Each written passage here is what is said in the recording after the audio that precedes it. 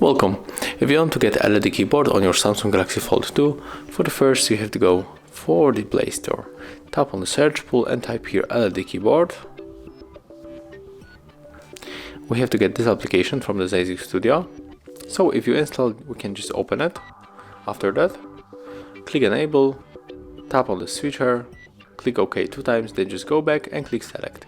Switch to our LED keyboard. And here we are in the application, so we can easily pick up our favorite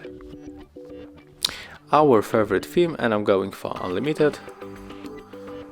Scroll down, click to save keyboard, and after that we can close it. And when we enter the messages, for example, we can check how our new keyboard theme looks. So thank you guys for watching, leave thumbs ups, comments, and remember to subscribe to our channel.